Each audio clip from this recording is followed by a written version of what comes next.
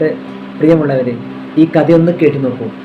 തൻ്റെ ദാരിദ്ര്യം മാറണമെന്നാവശ്യപ്പെട്ട് ഒരു യുവാവ് തൻ്റെ ഗുരുവിനെ സമീപിച്ചു.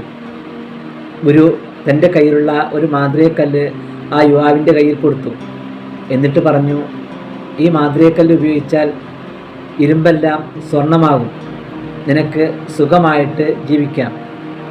മാന്ത്രികക്കല്ലുമായി യുവാവ് തൻ്റെ വീട്ടിലേക്ക് പോവുകയും യുവാവ് പെട്ടെന്ന് സമ്പന്നനാവുകയും ചെയ്തു. സമ്പത്ത് കൂടിയപ്പോൾ അദ്ദേഹത്തിൻ്റെ സമാധാനം കുറഞ്ഞു.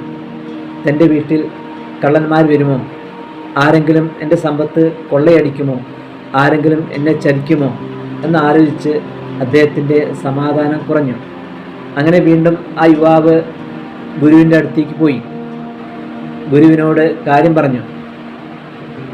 ഗുരു പറഞ്ഞു, ആ മാന്ത്രികക്കല്ല് നീ തിരിച്ചു താ.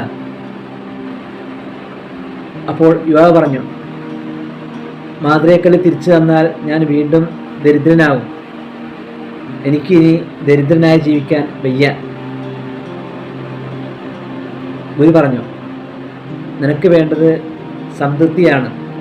അത്യാഗ്രഹം വെടിഞ്ഞാൽ നിനക്ക് സമാധാനം ഉണ്ടാകും. ഇപ്പോൾ സംതൃപ്തി എന്നുള്ളത് ഒരു മനോഭാവമാണ്. പൊതു അളവുകോൽ ഉപയോഗിച്ച് നമുക്ക് സംതൃപ്തിയെ അളക്കാൻ കഴിയില്ല. ഒരാൾ സംതൃപ്തനാണോ അല്ലയോ എന്നളക്കാൻ ഒരു പൊതുവായ മാനദണ്ഡം ഇല്ല. കൊട്ടാരത്തിൽ കിടക്കുന്നവൻ ചിലപ്പോൾ സംതൃപ്തനാകണമെന്നില്ല.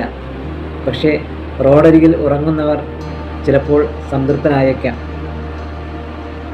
ഓരോരുത്തരുടെയും സംതൃപ്തി അളക്കുന്നത് അത് അവനവൻ്റെ ഉള്ളിൽ തോന്നുന്ന ഒരു അളവുകോലാണ്. അതുകൊണ്ട് മാത്രമേ ഒരാൾ സ്വയം സംതൃപ്തനാണോ എന്ന് നമുക്ക് തിരിച്ചറിയാൻ കഴിയും. Good bye.